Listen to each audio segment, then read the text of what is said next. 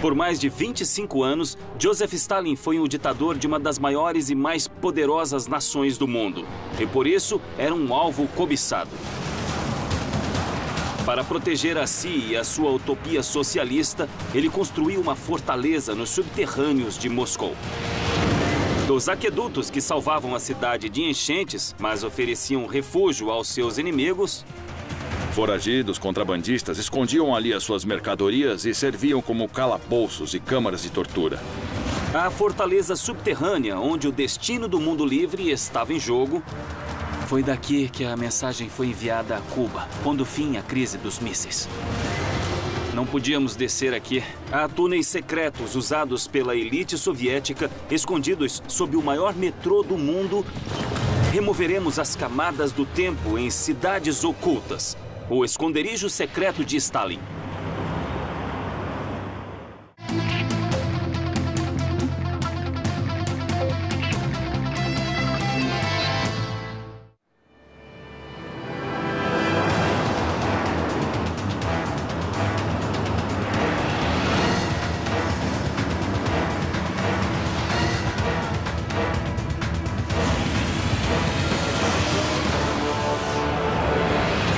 Eu sou Don Wildman e estou em Moscou, a maior cidade da Europa e o centro de poder da maior nação do mundo. Por mais de 700 anos, a Rússia foi governada pelos líderes mais poderosos, brilhantes e sanguinários da história. Mas nenhum deles deixou marca ou cicatriz mais profunda que Joseph Stalin. Ele governou a União Soviética por mais de 30 anos, transformando a nação devastada pela guerra em um gigante industrial e militar. Mas esse sucesso teve um preço alto. Stalin foi responsável pela morte de milhões de cidadãos russos e trancafiou uma nação inteira atrás de uma cortina de ferro. Ele transformou a Rússia em um estado policial altamente vigiado. Ele fez da capital uma espécie de prisão na superfície e no subterrâneo. Localizada às margens do rio Moskva, Moscou é a capital da Federação Russa, com mais de 10 milhões de habitantes. Mas de 1721 a 1917, Moscou foi apenas um grande vilarejo, uma pequena parte do vasto Império Russo. Isso mudou em 1917, quando o czar Nicolai II foi derrubado na sangrenta Revolução Socialista. O Império Russo se tornou a União das Repúblicas Socialistas Soviéticas e, em 1918, transferiu a capital de São Petersburgo para Moscou. Uma tábula rasa para a construção da moderna utopia socialista. Em 1922, Joseph Stalin surgiu como o poderoso e implacável ditador da União Soviética. Nos anos 30, ele começou a eliminar os dissidentes do Partido Comunista. Quem falasse contra ele ou o seu governo seria preso, executado ou desapareceria. Para defender a cidade de seus inimigos, ele deu início a uma vasta construção no subterrâneo.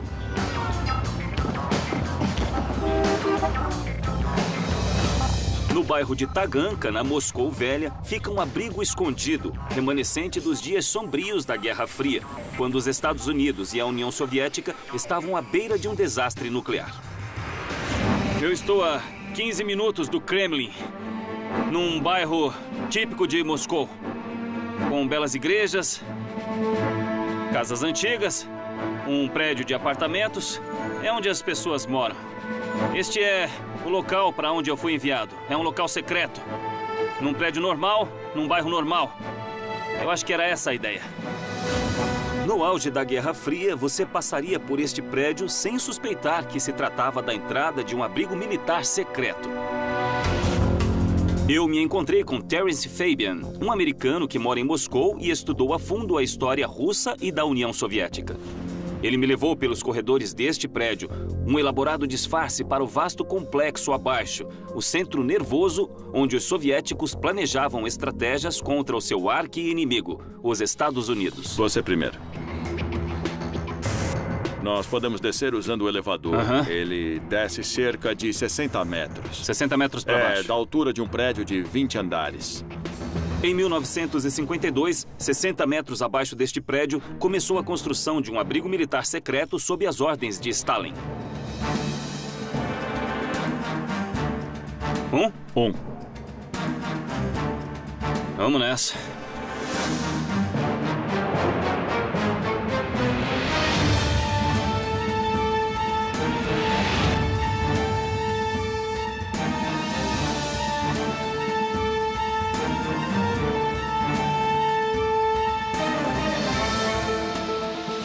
Lá vamos nós. Nossa, olha só. Isso é tão sólido. Quantas pessoas desciam aqui todos os dias? Bom, variava entre 1.000 e 1.500 pessoas trabalhando aqui. Elas faziam 3 turnos rotativos de 24 horas. Sei. A qualquer hora, haveria de 300 a 500 pessoas em serviço no abrigo. Por 33 anos, este abrigo subterrâneo serviu como centro de comunicações. Na época, era conhecido como GO 42. Escondido sob um prédio de apartamentos, o GO 42 fica a 60 metros da superfície e consiste de 4 grandes blocos conectados por uma rede de túneis. O bloco 3 abriga todos os sistemas de apoio, geradores, circuladores e suprimentos. O bloco 4 era a cantina, os dormitórios e a enfermaria. Os blocos 1 e 2 eram o coração operacional, com salas de comunicação e equipamentos. Agora me fale sobre o nome deste lugar, GO 42. O que significa? Gasdos Datuni Agiet, número 42. Significa a instalação do governo. Sei. Um ótimo nome porque identifica a instalação sem dizer absolutamente nada sobre ela. Claro. Um forte esquema de segurança protegia o objetivo do GO 42, a comunicação. Em tempos de crise, os líderes desta superpotência tomavam sérias decisões nestas salas. E o que temos aqui? Rádios de ondas curtas, codificadores Telex. e decodificadores, centrais telefônicas. Perto do fim da Guerra Fria, o GO 42 foi abandonado. Mas há quase 50 anos, o comando central durante a crise dos mísseis de Cuba foi aqui. Em 1962, o premier soviético Nikita Khrushchev envolveu-se em conflito com os Estados Unidos por causa de Cuba. Todos se preparavam para a Terceira Guerra Mundial e parecia que o abrigo de Stalin finalmente serviria para o que foi projetado. Mas Khrushchev enviou uma ordem que mudou o futuro do planeta. Em outubro de 1962, este foi o abrigo de onde saiu a mensagem na crise dos mísseis. É mesmo? Para a retirada das forças soviéticas de Cuba. A decisão de não iniciar uma guerra. Foi o mais perto que chegamos de um holocausto nuclear. O revólver estava engatilhado e o dedo já estava no gatilho. E eles estavam aqui com o dedo no gatilho. Certamente. E lembrem que estamos 60 metros abaixo de onde as pessoas andavam tranquilas. E aqui embaixo havia um abrigo ultra secreto. Foi daqui que saiu a mensagem para Cuba, pondo fim à crise dos mísseis. Talvez deste equipamento. Para se certificar da segurança do equipamento e do abrigo, Stalin escolheu uma organização secreta para cuidar da operação do GO 42. Era responsabilidade da MGB, uma das precursoras da KGB. Eles eram os guardas lá em cima, na entrada. A segurança começava com pontos de controle como este, mas no GO 42, cada elemento do projeto visava a preservar o segredo. Nossa, quer dizer que são túneis de aço. São placas de uma liga metálica. Contém muito chumbo. Elas foram colocadas nas paredes do corredor porque absorvem a radiação eletromagnética dos aparelhos de comunicação. Entendi. Tornava mais difícil detectar o abrigo da superfície. E esse som que estamos ouvindo? É o metrô. São os trens do metrô. Nós estamos, então, no mesmo nível... Isso mesmo. Aliás, eles usaram a construção do metrô para disfarçar a construção do abrigo. Entendi.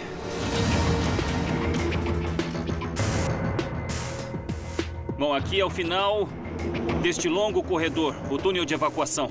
Estamos 60 metros abaixo do vizinho de cima. E onde estamos? Conectados ao metrô. Ouçam, fica logo ali. Ouviram? É um trem. Isto é o metrô de Moscou, do outro lado desta porta.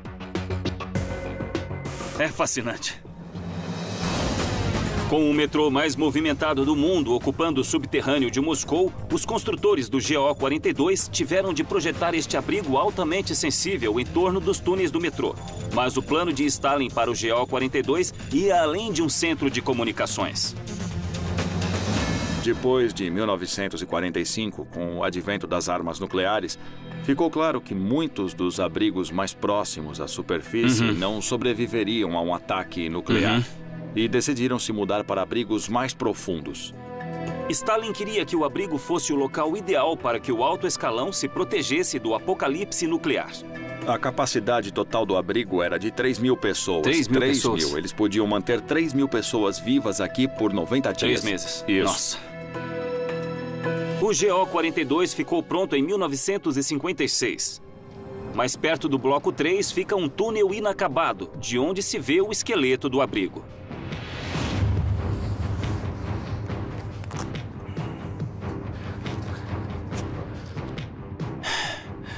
Tá legal. Vamos entrar no túnel, na obra-prima de Joseph Stalin. Esta é uma ótima maneira de ver a construção. Cada um deles é um segmento. Placas de ferro de cerca de 2 metros colocadas em sequência. Eles colocavam as peças, os operários parafusavam feito loucos. E por este furo aqui, o concreto era injetado. Tem 1,5 metro de concreto atrás disso. À medida que se aprofundavam, eles construíam este túnel, peça a peça, até conseguirem este enorme espaço para se defender de um ataque nuclear. Era a paranoia da época. As pessoas construíam túneis como este, abrigos assim a 60 metros da superfície. O mesmo acontecia nos Estados Unidos. As pessoas construíam abrigos antibombas no quintal, mas só que lá, cada um fazia o seu. Aqui, apenas um homem é responsável por isto: Joseph Stalin.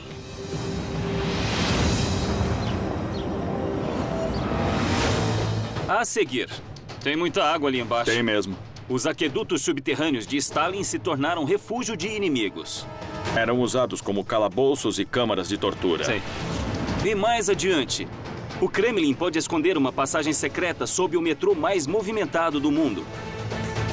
Então aqui é uma entrada para um abrigo abaixo. E ninguém entra lá há muitos e muitos anos. A Rússia engloba 11 fusos horários.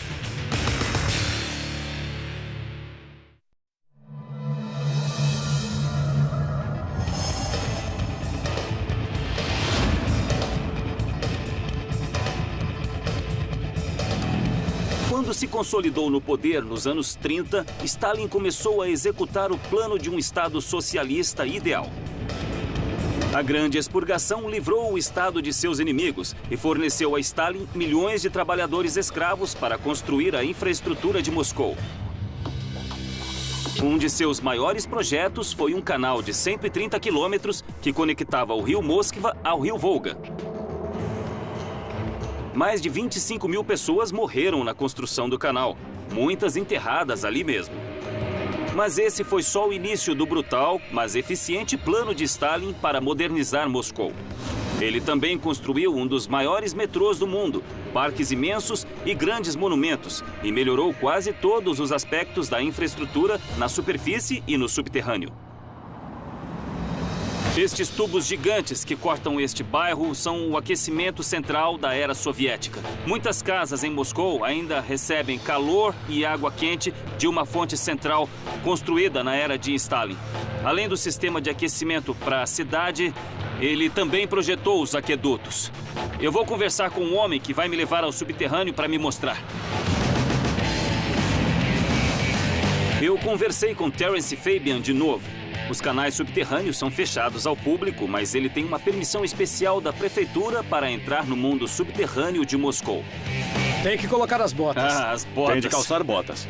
A 6 metros da superfície, existem quase 6.000 quilômetros de tubulações projetadas por Stalin para modernizar a cidade, mas também palco de fugas fantásticas, prisões e câmaras de tortura. Tem muita água ali embaixo. Ele disse que antes de descer temos que vestir equipamentos de segurança. Claro, sem problema. Certo. Ótimo, tá perfeito. Vamos lá. É, coisa básica, né? É, sim. Aham. Tem que tomar cuidado, hein? Cá estamos, descendo pelos túneis de Stalin.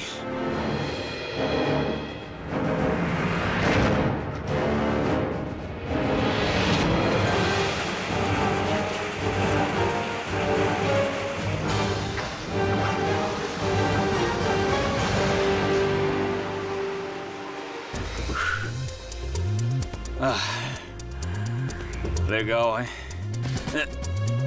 Valeu, obrigado. Pronto? Vamos nessa. Que água é essa aqui? Pra onde tá indo? Vem das ruas, é neve derretida. Mas vai pra onde? Vai para os outros dutos no caminho, coletores. E daqui passa pelo centro da cidade até o rio Moscou.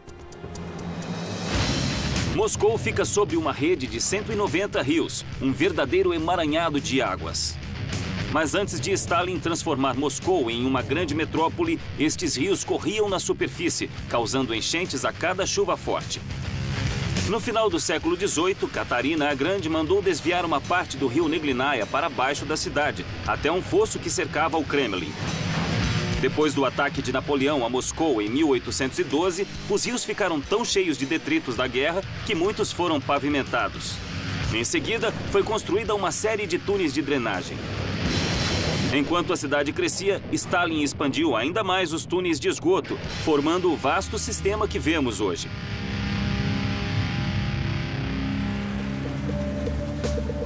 Durante anos, o mundo subterrâneo criado para salvar a cidade serviu de esconderijo perfeito para os cidadãos mais obscuros de Moscou. Os moscovitas usam como abrigo.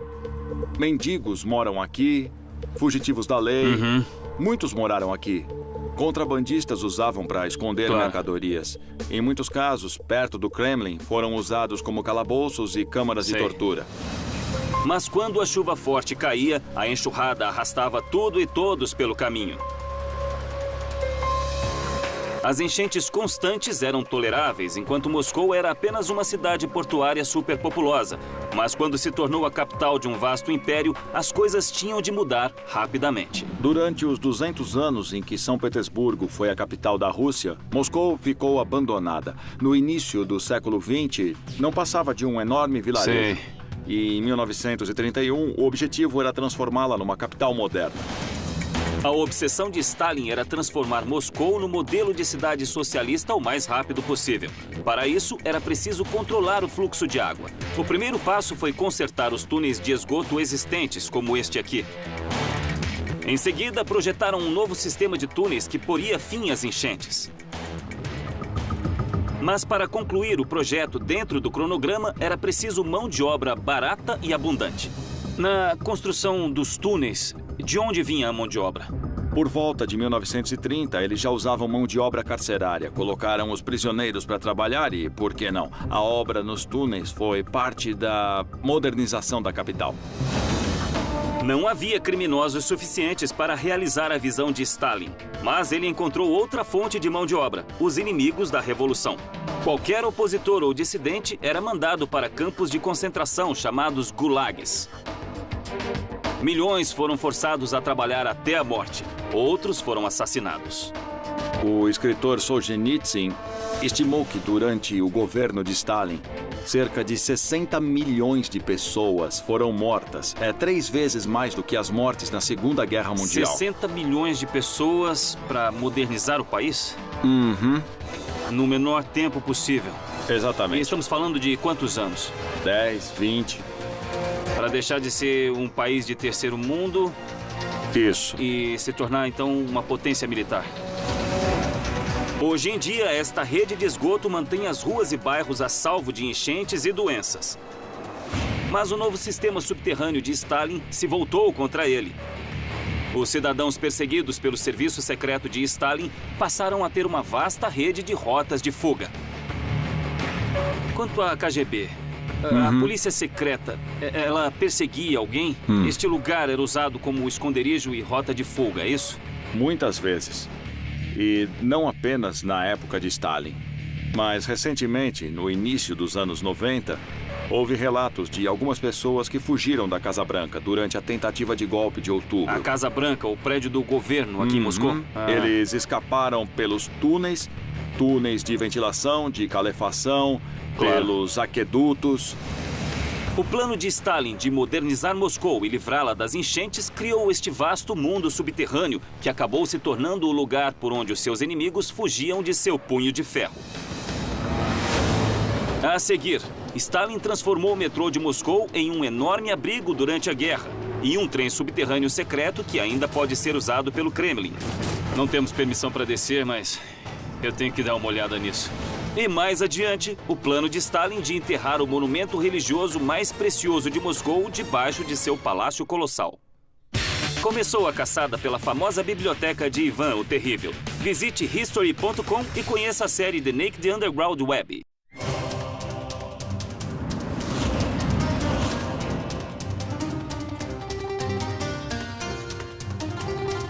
Spasiba. Assim como tudo mais em Moscou, é preciso olhar para baixo da superfície para saber o que está acontecendo. O metrô de Moscou é um dos mais belos do mundo, com seus candelabros, mosaicos. Mas a sua verdadeira função é proteger civis e autoridades em tempos de crise. Mesmo que essa crise, nos dias de hoje, signifique uma guerra nuclear. Terence Fabian me conduz pela estação Tistiprude para mostrar provas do objeto oculto da obra-prima subterrânea de Stalin.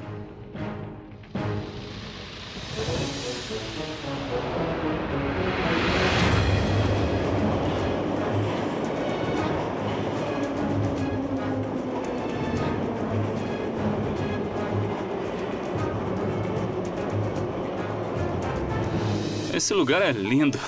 É a Ploshd Revolution, a Praça da Revolução. Nesta estação, você vê heróis da Revolução Bolchevique, soldados, marinheiros, aviadores, camponeses. Se prestar atenção, verá que o arquiteto queria insinuar algo. Todas as figuras sob os arcos estão encurvadas. O arquiteto queria mostrar a repressão do povo por Stalin. Ele se safou com essa. Na era soviética, você podia insinuar algo assim com sutileza. As pessoas liam nas entrelinhas. Claro. E na fachada é uma homenagem à grandeza do povo soviético.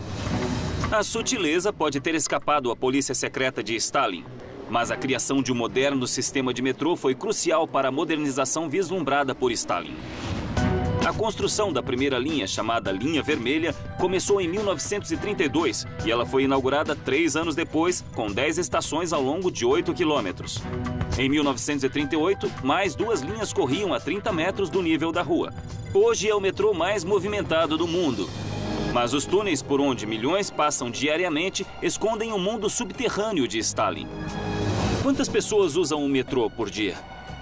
Num dia de semana normal, cerca de 8 a 9 milhões de pessoas. 8 a 9 milhões por dia. Isso. E no ano todo, cerca de 3 bilhões de pessoas. Bilhões? Exato. Metade da população mundial. Mais de 75 mil operários trabalharam mais de 5 anos para construir um dos metrôs mais profundos do mundo. Entre eles, mineiros e metalúrgicos profissionais e estudantes dispostos a realizar a visão de Stalin de um Estado socialista moderno. Mas a principal função do metrô de Moscou era proteger o povo das bombas de Hitler. Eles construíram estações tão profundas no coração da cidade para servir como abrigos antibombas. Entendo. Stalin sabia que a guerra com Hitler seria inevitável. As pessoas vinham até aqui porque as estações não fechavam nunca e elas podiam dormir nas plataformas. A fortaleza subterrânea foi crucial. No dia 2 de outubro de 1941, os nazistas iniciaram um ataque a Moscou. No primeiro bombardeio aéreo, mais de 100 toneladas de explosivos e 46 mil bombas foram lançadas sobre Moscou. A cidade ruiu, mas a genialidade da engenharia salvou o metrô e o povo.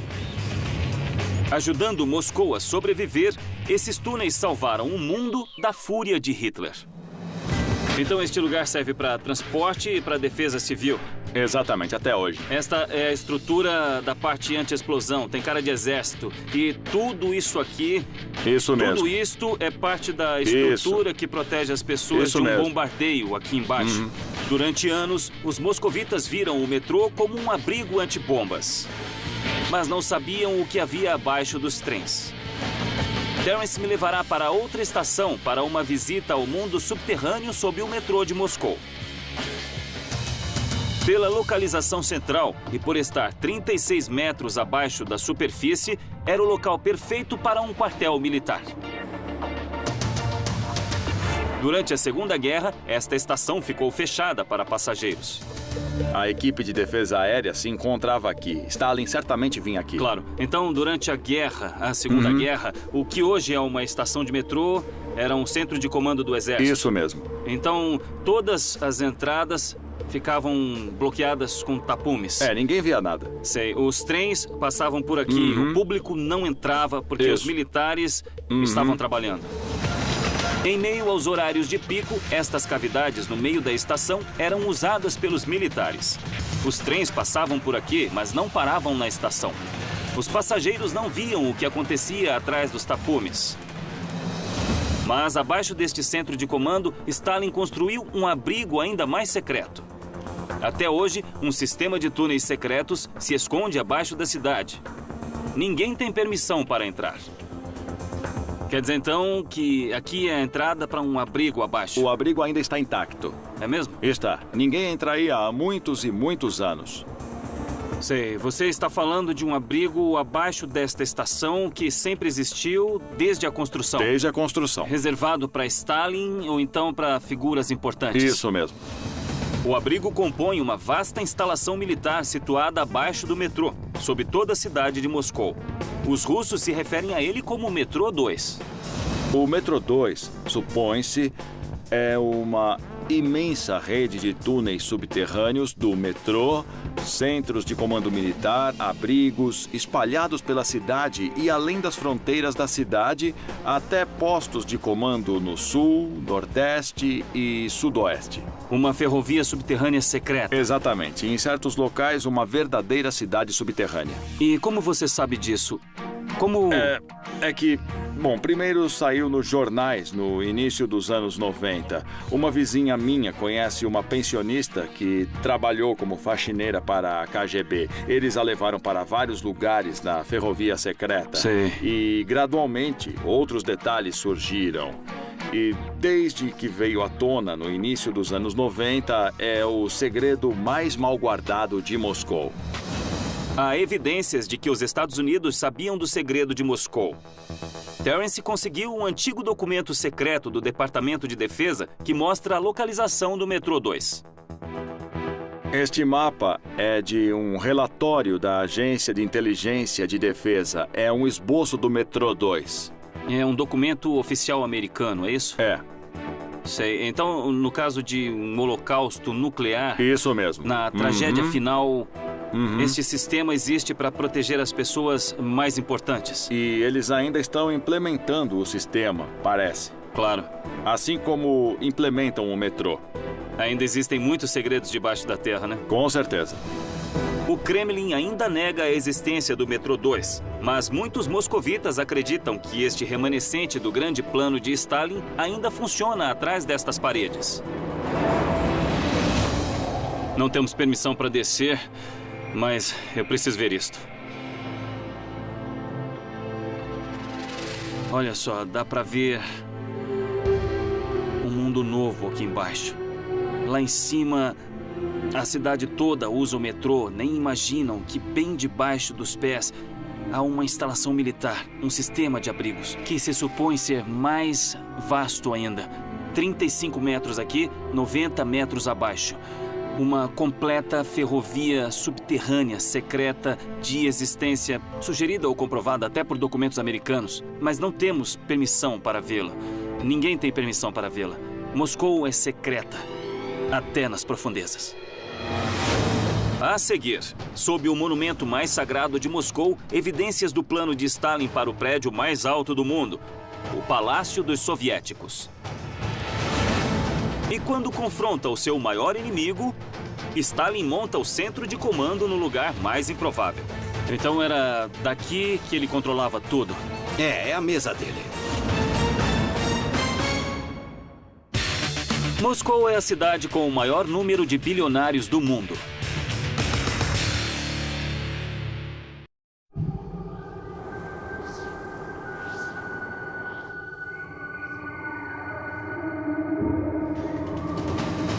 Stalin governou com mão de ferro e planejou uma capital que inspirasse medo. Ele encomendou o Palácio dos Soviéticos, projetado para ser o prédio mais alto do mundo. coroado com uma estátua de Lenin a mais de 90 metros de altura. Mas antes de construir sua obra-prima, ele precisava encontrar um espaço para ela. O primeiro passo seria demolir o monumento mais sagrado da cidade, enterrando a religião sob a cortina de ferro. Uma das maiores ameaças à sociedade utópica de Stalin era a religião. Ele queria substituir o símbolo mais sagrado da Rússia pelo símbolo do Estado, o Palácio dos Soviéticos. Para abrir espaço para o seu palácio colossal, Stalin derrubou a Igreja de Cristo Salvador. Depois da queda da União Soviética, a igreja foi reconstruída no mesmo local. Mas evidências dos planos megalomaníacos de Stalin para o palácio ainda existem no subsolo. Daria Beliakova é guia local e me levará até lá. Daria, Oi, Dom. prazer em O conhecê-la. prazer é meu. Então quer dizer que esta é a Catedral de De Cristo? Cristo Salvador. Com suas cúpulas douradas, a Catedral de Cristo, o Salvador, domina o horizonte de Moscou. Mas o que se vê na superfície, que prédio incrível, É lindo. é apenas uma parte de um complexo muito mais vasto, quase todo subterrâneo. O Salão do Conselho foi construído 13 metros abaixo do nível da rua. Agora estamos no Salão do Conselho da Igreja, onde os maiores eventos da Igreja acontecem sob a tutela do Patriarca, que é o líder da Igreja Ortodoxa Russa.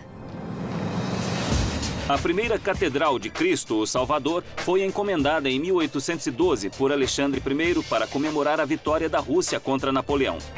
Concluída em 1883, foi imediatamente recebida pelo povo como o maior símbolo da Igreja Ortodoxa Russa. Apenas 48 anos depois, Stalin ordenou a destruição da catedral que cativara o coração e o espírito dos moscovitas. Mas 13 metros abaixo da catedral, ainda há evidências da igreja original e do plano mestre de Stalin para seu palácio.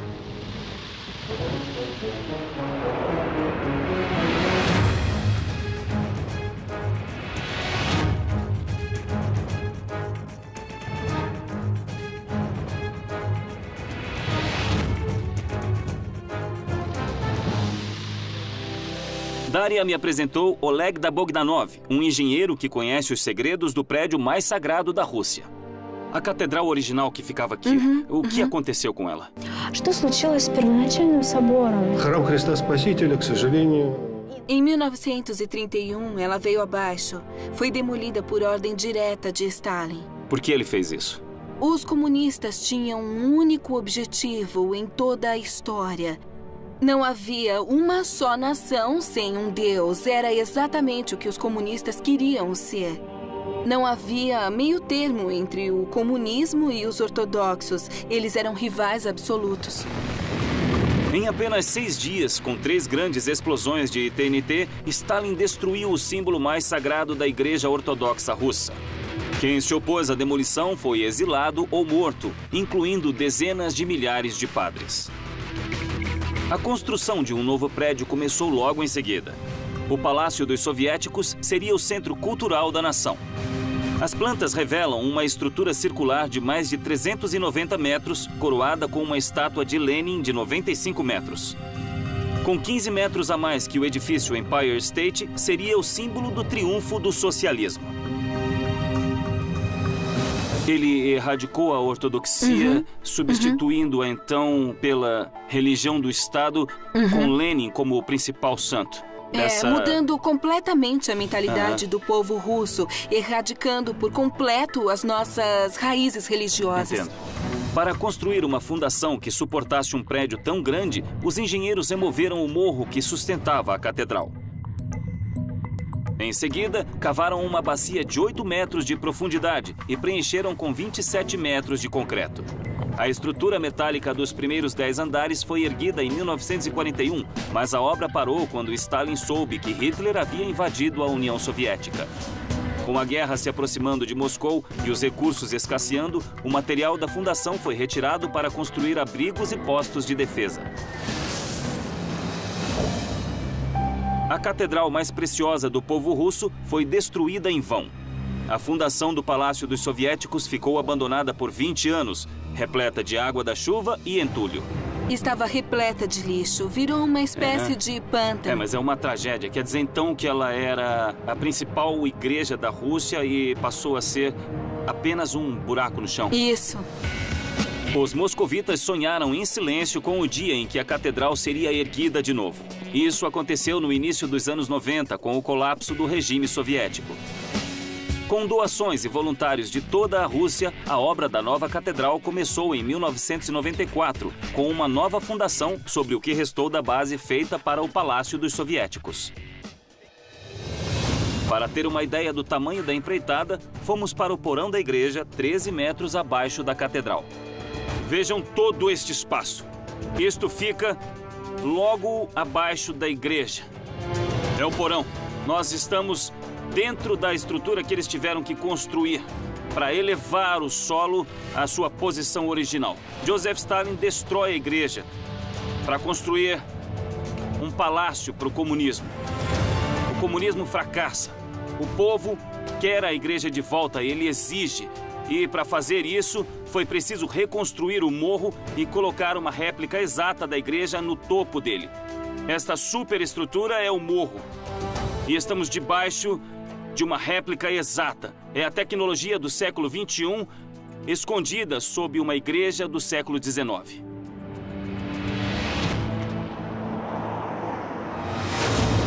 A seguir, em tempos de desastre, o centro de poder de Stalin desce 6 metros abaixo deste ginásio esportivo. Deste lugar, no meio de tudo isto, ele falava para o seu comando de elite. Começou a caçada pela famosa biblioteca de Ivan o Terrível. Visite History.com e conheça a série The Naked Underground.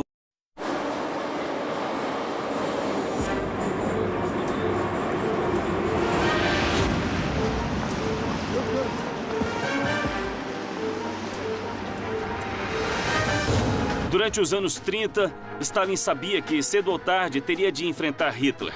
Para se preparar para a batalha fatal contra o poderio bélico superior da Alemanha, ele transformou Moscou em uma fortaleza. Em quase todos os lugares onde costumava ir, ele construiu um abrigo antibombas embaixo. No Kremlin, em prédios do governo, quartéis generais, até no ginásio de esportes, onde Stalin conclamou todo o povo a lutar quando os nazistas iniciaram a marcha inevitável na direção de Moscou. Para proteger Stalin da máquina de guerra nazista, foi criada uma conexão direta do centro de poder, o Kremlin, até um abrigo subterrâneo secreto, de onde ele comandava a guerra. Uma capital embaixo da capital.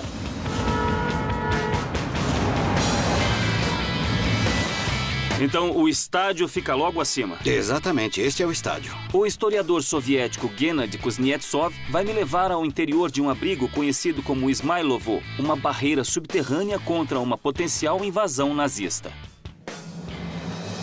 Todo este lugar, o mercado, tudo eram parte das instalações militares? Exato.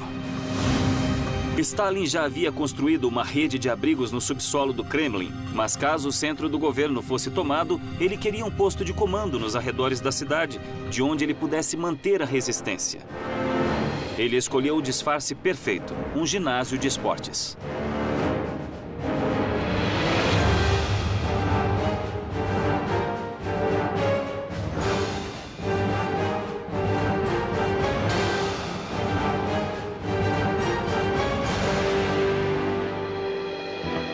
Parece um palácio. Parece, sim. É muito luxuoso. Exatamente. Parece um palácio subterrâneo. Mas Stalin encomendou exatamente isso? Claro, ele foi projetado assim. Em 1933, Stalin anunciou a construção de um estádio de atletismo neste local. Mas o que o público não sabia era que algo maior e mais importante seria construído logo abaixo.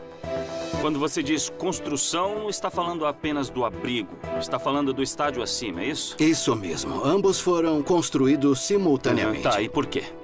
Bom, o estádio foi um disfarce para a construção deste abrigo. Entendo. Em 1939, quando as primeiras batalhas da Segunda Guerra começaram a eclodir, os soviéticos aplicaram todo o dinheiro e mão de obra no esforço de guerra. O estádio não foi concluído. Qual é a extensão da área subterrânea? Depois de finalizado, 93 mil metros quadrados. 93 mil metros quadrados? Exato. O abrigo foi cavado em uma colina ao lado do estádio. Havia espaço para blindados, armas e suprimentos. No centro ficava o salão principal de conferências e a sala de Stalin. Todas as salas eram blindadas, feitas de aço e concreto. Mas Ismailovo é muito mais que um abrigo debaixo de um estádio. É um complexo sistema ferroviário e rodoviário conectando o enorme abrigo ao Kremlin. Os suprimentos estocados aqui podiam sustentar o governo de Stalin durante meses. Como ele vinha do Kremlin até aqui? Por um túnel. Um túnel especial foi construído ligando este abrigo ao Kremlin. Este túnel especial foi construído como parte do sistema do Metrô 2, a rede de transporte secreta de Stalin. Se os alemães tomassem o centro de Moscou, Stalin e seus generais viriam pelo Metrô 2 até este abrigo para elaborar suas estratégias. Todos os generais e políticos assistiam aos discursos de Stalin destas cadeiras. Certamente, daqui mesmo. Mas ele não gostava de se sentar, ele preferia caminhar. Mesmo ali no meio, se caminharmos ali no meio, podemos ouvir perfeitamente a acústica. Este fantástico efeito usado na construção de igrejas russas surge ao se posicionar uma série de potes de argila vazios no centro do teto. Os potes aprisionam e distribuem o som, criando uma amplificação reverberada. Ao contrário de um microfone, não é detectado por equipamentos de monitoração, nem perde a função durante um blackout. Mas havia uma razão pessoal para Stalin exigir este detalhe. Ele tinha uma voz muito suave e isto foi projetado para que todos o ouvissem. E, é claro, dava a sensação de que ele era uma pessoa muito forte, influente e poderosa. Nossa, eu falo aqui e eu me sinto como um deus. É um certo prazer, né? É claro. Stalin falava à sua elite de comando desta sala, 6 metros abaixo do estádio. Mas as conversas particulares aconteciam na sala de Stalin. A mesa dele. Esta é a mesa dele. Podemos ver 3 telefones. Um para conectar com a NKVD ou a KGB. A polícia secreta. Sim, exato. O segundo para conectar com o quartel-general do Exército e o terceiro com o governo. Extremamente paranoico, Stalin era obcecado em extirpar potenciais inimigos internos. Sua polícia secreta mandou milhões de pessoas, inclusive alguns generais, para campos de concentração. Mas ele não enxergava o perigo muito mais iminente representado por Hitler. Ele ignorou por completo as informações dos nossos espiões no Ocidente, que apontavam que Hitler atacaria a União Soviética no dia 22 de junho. Embora estivesse se preparando para uma eventual guerra com a Alemanha, nunca imaginou que fosse acontecer tão cedo. A Alemanha e a União Soviética haviam assinado um pacto de não agressão em 1939 e Stalin acreditou que seria cumprido. Quando recebeu a notícia do ataque alemão, o ditador entrou em choque. Ele era da Geórgia, foi criado segundo a tradição caucasiana. Se um homem faz uma promessa, ele deve cumprir a sua obrigação. Sim, então... Foi muito difícil para ele Foi quase aceitar. Um colapso para ele. Durante 5 longos dias, a nação aguardou a recuperação do líder, enquanto o exército alemão invadia a Rússia e massacrava o despreparado exército soviético. Finalmente recuperado, Stalin confiscou fábricas civis para produzir munição e convocou os cidadãos para a guerra. Em dezembro de 1941, o futuro parecia sombrio para o Exército Vermelho. Divisões Panzer alemãs a 30 quilômetros de Moscou eram visíveis através de binóculos. Parecia que Stalin passaria o resto da guerra em seu abrigo secreto debaixo do estádio. Mas à medida que as temperaturas caíam e a cidade mantinha suas defesas, Hitler começou a perceber o erro estratégico cometido. Durante os 4 meses da batalha, cerca de 200 mil soldados alemães morreram, enquanto os soviéticos sofreram quase 1 milhão de baixas. Os alemães foram forçados a recuar. Era o começo do fim da guerra. Joseph Stalin e milhões de compatriotas repeliram a maior campanha militar da história. O custo em vidas humanas foi inimaginável. Passados os dias mais sombrios da União Soviética, Stalin surgiu como o líder mais poderoso de uma das nações mais poderosas que o mundo já viu. Em 1989, a União Soviética se desfez, e com ela, a visão de Stalin de um Estado utópico. Mas as cicatrizes desse reinado de terror ainda estão enterradas no subterrâneo.